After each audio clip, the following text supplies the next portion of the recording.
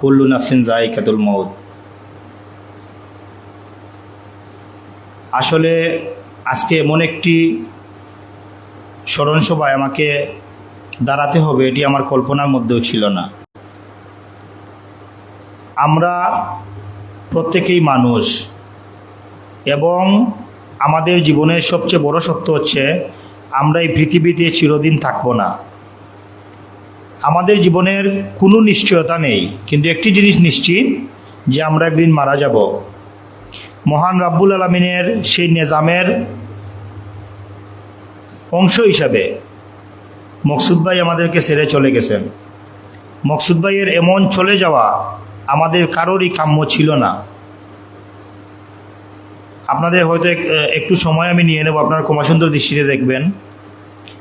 আজকে এখানে এসে যখন আমি সামনে বসছি, একদম আমার চোখের সামনে ভাসছিল এই সিলেট অনলাইন প্রেস ক্লাব যেদিন আমরা প্রতিষ্ঠা করি, ওই দিন মকসুদ ভাইয়ের বাসসের অফিসে বসেই আমরা সিলেট অনলাইন প্রেস ক্লাবের যাত্রা শুরু করেছিলাম। সেই অফিসে সেই অনুষ্ঠানে আমাদের সাথে আমাদের অনেক সিনিয়র সহকর্মীরাও ছিলেন। সেখানে যখন মকসুদ ভাইকে সদস্য সচিবের দায়িত্ব দেওয়া হইল, তখন মকসুদ ভাই বললেন উনি সদস্য সচিবের দায়িত্ব পালন করতে পারবেন না।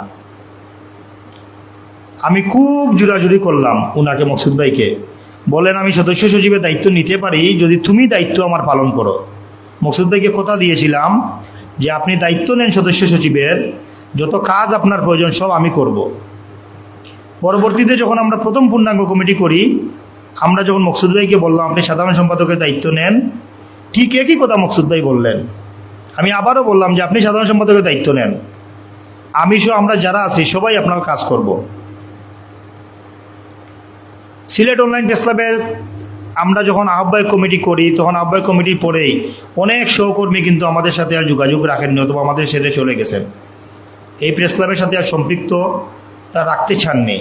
কিন্তু আমরা যে 7 জন এই প্রেস ক্লাবকে দৃঢ়ভাবে আঁকড়ে রেখেছিলাম, তার মধ্যে একজন হচ্ছেন মকসুদ ভাই। আজকে এই অনলাইন প্রেস ক্লাবের এই অবস্থানের পিছনে মকসুদ ভাইকে যে ভূমিকা ছিল এটি আসলে বলে শেষ করা যাবে না। আমাদের যারা এখানে সাধারণ সদস্যরা আছেন ওনারাও নিশ্চয়ই একমত হবেন যে মকসুদ ভাই অত্যন্ত হাসি খুশি মানুষ ছিলেন, কারোর সাথে কখনো মনোমালিন্য হয়নি, কাউকে কখনো মনে কষ্ট দিয়ে মকসুদ ভাই কথা বলেননি, হৃদয়ে আঘাত দিয়ে মকসুদ ভাই কথা বলেননি। মকসুদ ভাইকে আমরা যে দায়িত্ব দিয়েছিলাম ওনার উপর দায়িত্ব উনি অক্ষরে অক্ষরে পালন করার চেষ্টা করেছেন। আমরা প্রত্যেকেই একদিন চলে যাব, কিন্তু সেই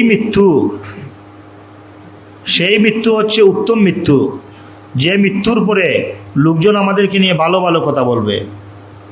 আজকে মকসুদ ভাই আমাদের মাঝে নাই, তারপর আমরা মকসুদ ভাইকে নিয়ে ওনার কর্মময় জীবনের উপর কথা বলতেছি। আমার কাছে মনে হয় একজন সাংবাদিক হিসাবে, একজন সমাজসেবী হিসাবে মকসুদ ভাই এটিই পরম হওয়া।